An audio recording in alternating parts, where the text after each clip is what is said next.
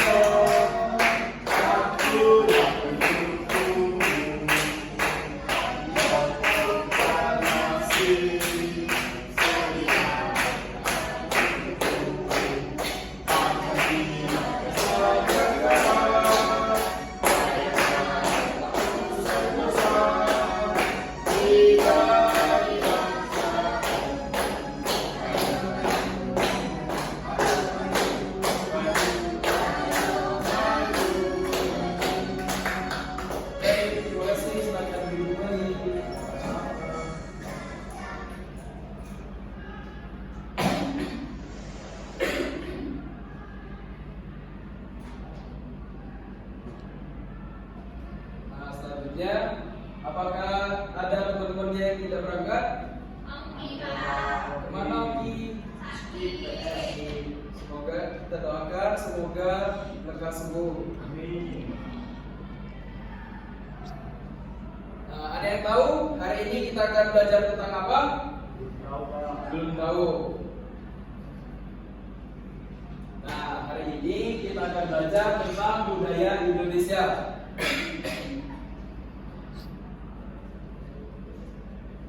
Ada yang tahu di mana kita dapat menemukan keberagaman suku dan budaya? Di Indonesia. Di Indonesia, benar. Nah, untuk mengetahuinya, mari kita simak video berikut ini.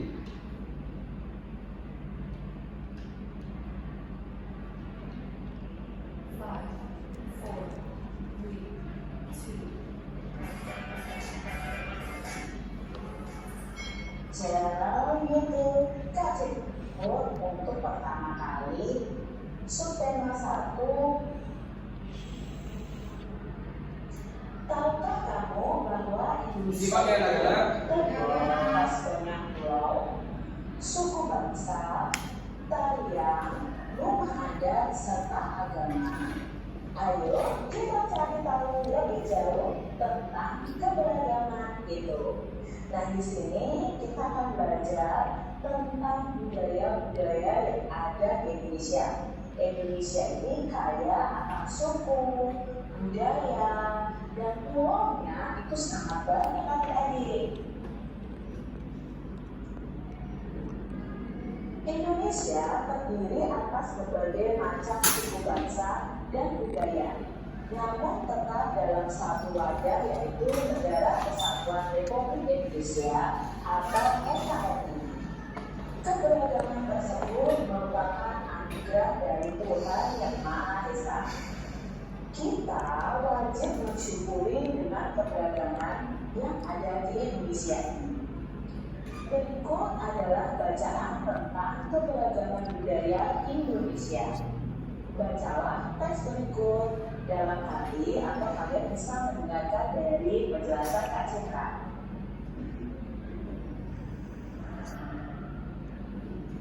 Paragraf yang pertama dari bacaan yang berjudul Pawai Budaya.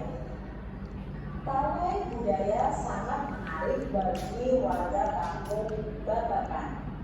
Pawai ini selalu menampilkan keragaman budaya Indonesia. Udin dan teman-teman tidak pernah bosan menanti rombongan pawai lewat. Tahun ini mereka datang ke alun-alun untuk melihat pawai tersebut. Kakek Udin pun terlihat sabar menanti. Terdengar suara gendang yang menandakan rombongan pawai semakin dekat. Itu paragraf pertama. Lalu paragraf kedua, di barisan pawai terdepan terlihat rombongan dari Maluku. Rombongan laki-laki mengenakan kemeja putih, jas merah, dan topi tinggi dengan hiasan keemasan. Rombongan perempuan mengenakan baju jilid. Baju ini terdiri dari atasan putih berlengan panjang serta berok lebar merah. Langkah mereka diiringi oleh suara timpang, alat musik dari Maluku. Bunyinya seperti gendang, namun bentuknya lebih rapi dan pandai panjang. Budaya Maluku sangat unik dan menarik. Paragraf yang ketiga, budaya Bali terkenal karena bunyi musiknya yang berbeda. Rombongan dari Bali membunyikan alat musik daerahnya, cengceng namanya. Alat ini berbentuk seperti dua keping simbal yang terbuat dari logam. Nyaring bunyinya ketika kedua keping ini dipadukan. Nah, setelah kalian menyimak video di atas, apa yang kalian ketahui sekarang? Indonesia itu terdiri dari berbagai macam suku bangsa dan budaya. Selanjutnya Kita dapat melihat bermacam-macam suku dan budaya di Pawai Budaya. benar sekali. Nah, di Indonesia itu terdiri dari berbagai macam suku dan budaya. Nah, kita dapat menemukan bermacam-macam suku dan budaya itu kita lihat dari pawai budaya, anak-anak. Nah, Bapak ada gambar ini. Bismillah, letak pikiran di bawah ini sesuai dengan video yang telah kalian simak.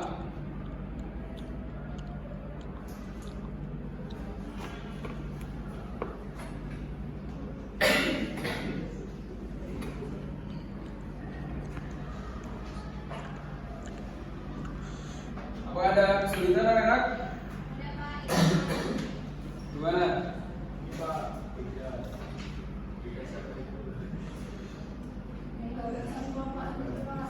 Biasa pokoknya. Nah, tadi kan sudah dibikin videonya. Sudah selesai? Sudah.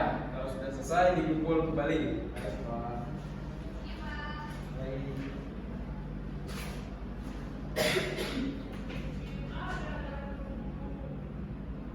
Nah, selanjutnya kita akan belajar tentang gagasan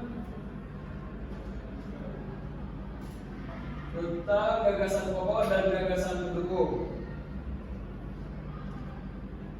Ada yang mau membantu Bapak untuk membacakan? Mbak Madina.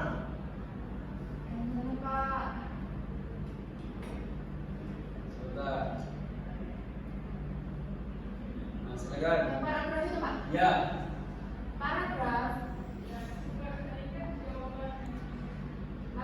adalah bagian pasangan yang mengungkapkan suatu pikiran yang lengkap atau satu tema yang dalam rangka tulis ditandai oleh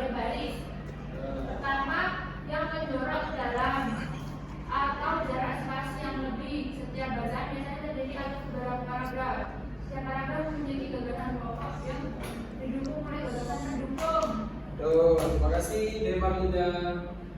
Sama-sama, Pak. Nah, selanjutnya saya membantu Bapak buat bacakan gagasan pokok. Itu, Pak. Silakan Rifki. Siapa? Gagasan pokok. Letak gagasan pokok. Gagasan pokok sebagai isi atau inti paragraf dapat terletak di awal, akhir, awal dan akhir atau di seluruh paragraf. Cara menentukan gagasan pokok: membaca paragraf dengan cermat, membaca kalimat demi kalimat hingga gagasan pokok paragraf ditentukan. Baik. Nah, gagasan pokok itu adalah letak gagasan pokok. Nah, letaknya itu yaitu gagasan pokok sebagai isi atau inti paragraf dapat terletak di awal, akhir, awal dan akhir ataupun di seluruh paragraf. Nah, cara menentukan gagasan pokok yaitu membaca paragraf dengan cermat, membaca kalimat demi kalimat hingga gagasan pokok paragraf ditentukan. Selanjutnya, Ani minta tolong dibacakan. Ciri-ciri gagasan pendukung.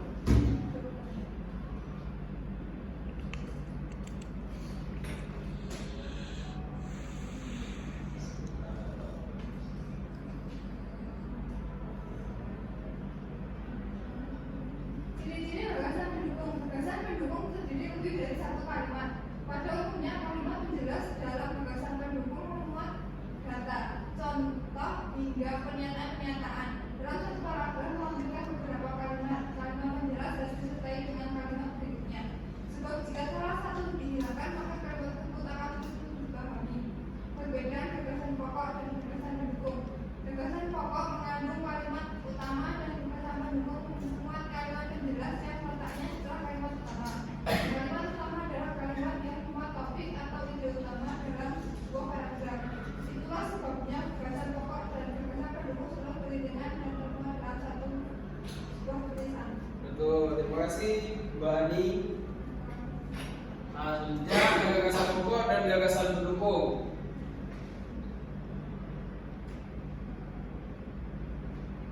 Nah, cara menentukan gagasan pokok dan gagasan pendukung yaitu yang pertama menemukan kalimat utama, yang kedua menemukan inti kalimat utama, yang ketiga menyimpulkan kalimat utama, yang keempat menyimpulkan isi paragraf. Nah, selanjutnya adapun kegunaan gagasan pokok dan gagasan pendukung. Nah, yang pertama itu membuat ringkasan, yang kedua menyusun paragraf. Nah, setelah kalian Bapak jelaskan tentang edukasi tadi, Bapak ada LKPD dikerjakan ya. Sekarang, Pak, apa buat PS? Sekarang 15 menit cukup? Cukup. Silakan dikerjakan.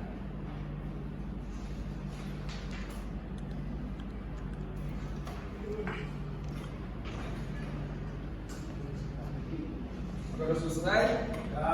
Sudah selesai. Sini dikumpul-kumpul.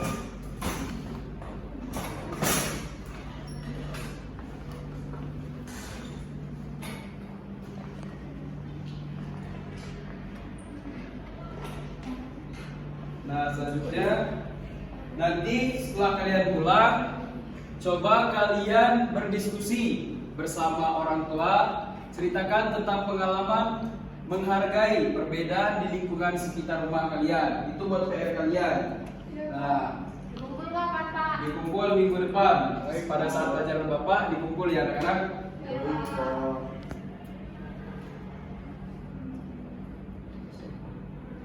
Nah, apa kesimpulan pembelajaran kita pada hari ini?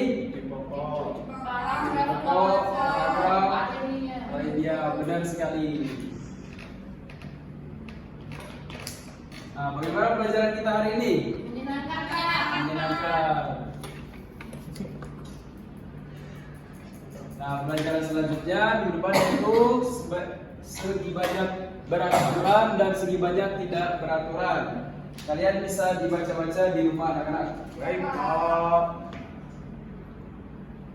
Nah, baiklah, karena pembelajaran kita telah selesai. Coba siapa yang mau memimpin berdoa buat pulang? Saya, Pak. Nah, silakan. Sebelum kita mengakhiri pembelajaran hari ini, marilah kita berdoa terlebih dahulu. Doa dimulai. Doa selesai. Baik, terima kasih anak-anak. Bapak akhiri, wassalamualaikum warahmatullahi wabarakatuh. Waalaikumsalam